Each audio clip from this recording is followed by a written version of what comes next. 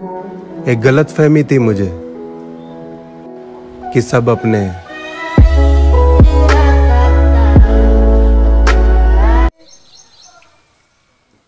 Hey guys, स्वागत है आप सभी का मेरे चैनल पे। कैसे हैं आप सभी लोग? आई होप आप सभी बहुत ही अच्छे होंगे गाइस, और मैं भी ठीक हूँ। तो ये मॉर्निंग में हो रही है बारिश, तो बनी रही है एंड तक ब्लॉग पे। चैनल पे जो न्यू आते हो तो प्लीज़ सब्सक्राइब कर लीजिएगा मेरे चैनल को। तो मैं गई हुई थी शाम को मंदिर। मेरी तबीयत ठीक नहीं इस वक्त, आप लोगों को पता ही है। तो मेरा मन लग नहीं रहा था, तो मैं मंदिर चली गई पत्थर शिवाला। तो आप भी शंकर भगवान के दर्शन कर लीजिए और कमेंट में ज़रूर लिखना, और बोले शंकर आप सभी की सारी मनोकामना पूरी करें और आप सभी के पूरे परिवार पे अपना आशीर्वाद बनाए रखें। और तो यहाँ पे बहुत ज़्यादा भीड़ थी, भीड़ की वजह से दर्शन करना बहुत ज़्यादा मुश्किल था, लेकिन मन को थोड़ा बहुत शांति मिल गया मंदिर जाके, क्योंकि मैं बहुत ज़्यादा मुझे उलझन हो रही थी घर में। और यहाँ मंदिर आके ना बहुत ही अच्छा लगा। प्लीज़ एंड तक बने रहना और ब्लॉग अच्छा है।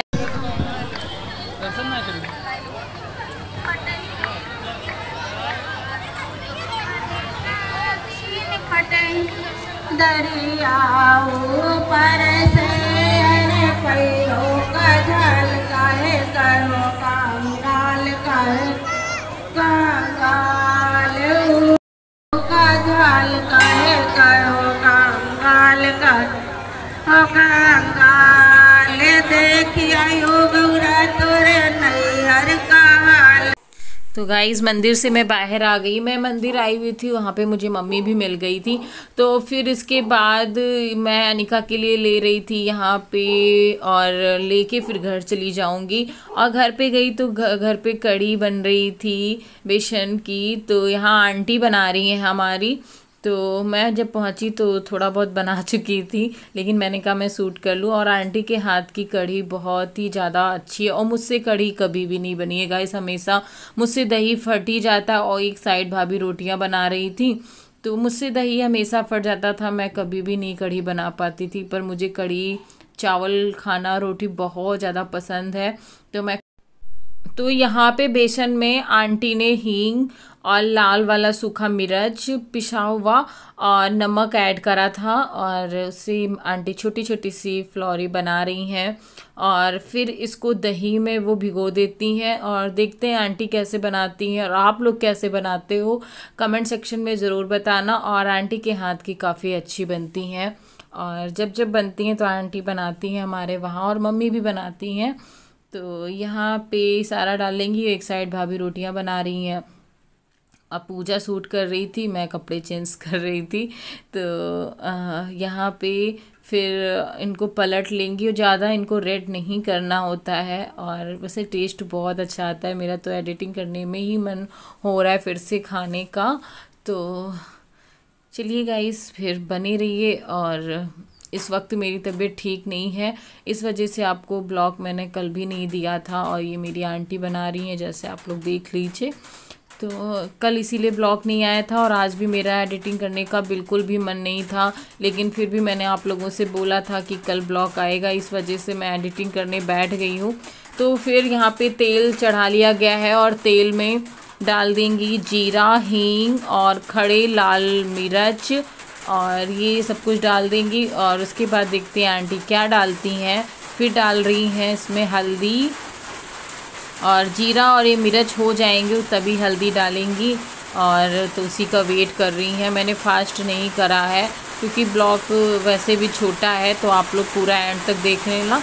और वॉइस में आपको आ रही होगी ना, तो बारिश बहुत ही तेज़ हो रही है, और मैं छत वाले रूम में वॉइस ओवर कर रही हूँ, इस वजह से आपको थोड़ी पीछे से बारिश की आवाज़ सुनाई दे रही होगी। तो प्लीज़ मैनेज कर लीजिएगा, क्योंकि नीचे सभी लोग बैठे हुए हैं और बातें कर रहे हैं, इस वजह से मुझे छत पे ही करना पड़ता है। तो यहाँ पे आंटी ने हल्दी डाल दिया है, उसको भी हल्का सा भून लेंगी, और स्लो आंच में ही भूनना होता है, नहीं तो हल्दी जल जाएगी, है ना। और डालेंगी इसमें हल्का सा धनिया पाउडर भी आंटी हमारी डालती हैं। आप लोग डालते हो कि नहीं डालते हो बताइएगा। तो ये हल्दी हो जाएगी, उसके बाद ही ऐड करेंगी। तो चलिए गाइस, बने रहिए। Wish all the hashtags, likes and tweets would find a way to get lost. And when I pull up to the scene, I wonder what the hell is the cost. And yet I know you never seen nothing like this before. Yeah, but this is different. And I deserve to find some self-comfort. तो जो बेसन की पकौड़ियाँ aunty ने दही में add करके मतलब भिगो दिया था, अब वो दही सारा डाल देंगी इसी कढ़ाई के अंदर।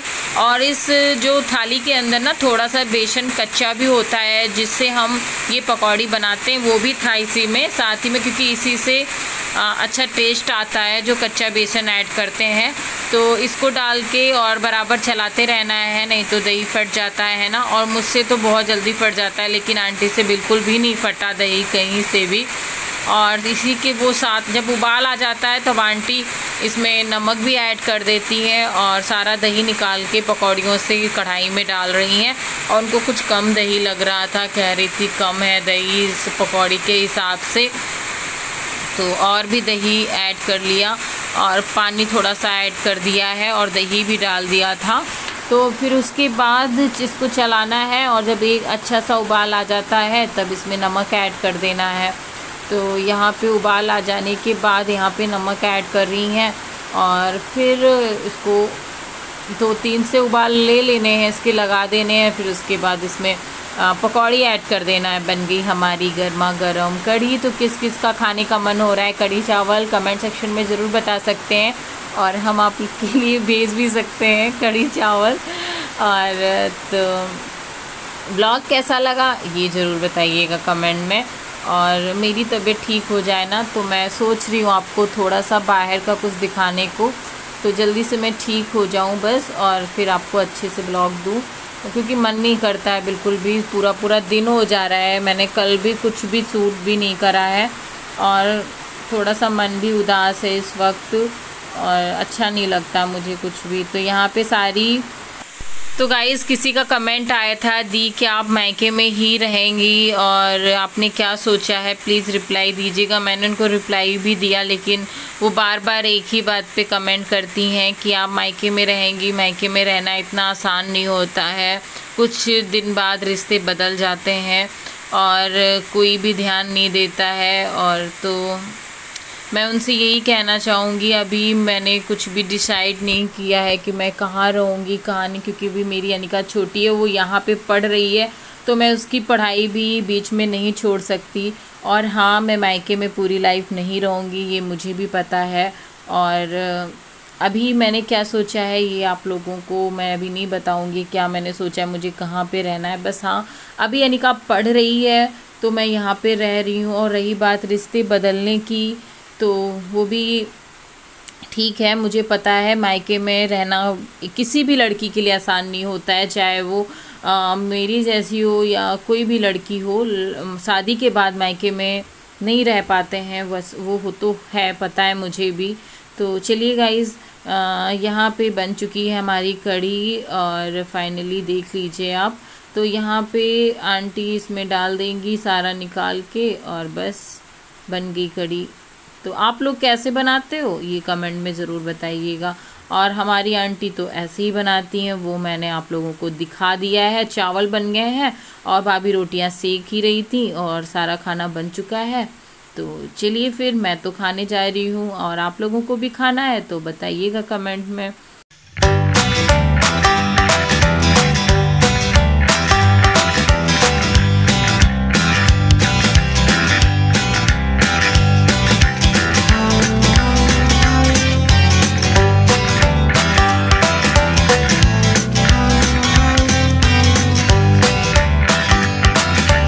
गाइस मेरी तबीयत ठीक नहीं है, जैसे आप लोग देख सकते हो।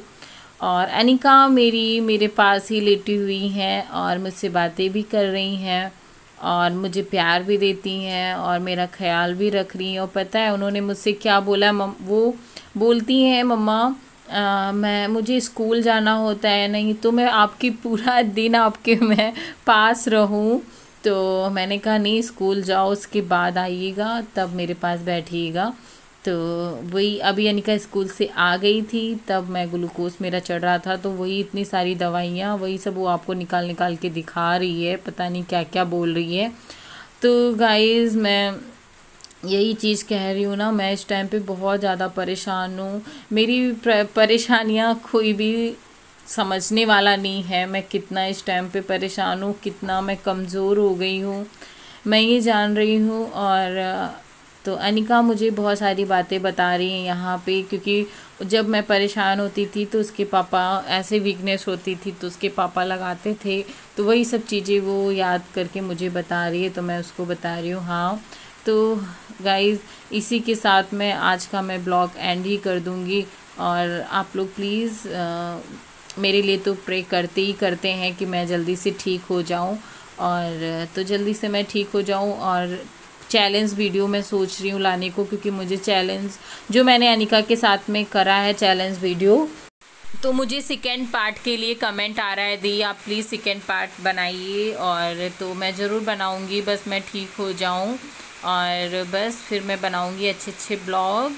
और मेरा कुछ भी मतलब इस टाइम पे वॉइस ओवर मैं करती तो हूँ, पर मेरा मन नहीं लग रहा है कि मैं क्या बोलूँ वॉइस ओवर में, क्या नहीं बोलूँ। तो वही चीज़ें हैं गाइस, जब तबीयत सही नहीं होती तो मन लगता ही नहीं है किसी काम में। लेकिन आप लोगों से डेली मिलती हूँ, डेली ब्लॉग डालती हूँ, तो एक होता है ना कि आज आप लोगों से मैंने बात नहीं करी और अपनी बात नहीं बताई, इस वजह से मैं कल भी ब्लॉग नहीं गया था, तो आज मेरे लिए बहुत ज़रूरी था। मन अभी कर तो नहीं रहा था कि मैं एडिटिंग करूं, लेकिन मैंने किया। तो प्लीज़ ज़्यादा से ज़्यादा शेयर कीजिए, ज़्यादा से ज़्यादा सपोर्ट दीजिए, और जितने लोग भी मुझे दिल से सपोर्ट करते हैं और ऊपर मन से भी करते हैं, उनको दिल से धन्यवाद गाइस। प्लीज़ अपना साथ प्यार इसी तरीके से बनाए रखिए मुझ पे, और अपना साथ प्लीज़ कभी मत छोड़िएगा। मिलूँगी नेक्स्ट ब्लॉग में। आई होप आपको आज का भी ब्लॉग पसंद आया हो। जय माता दी, राधे राधे।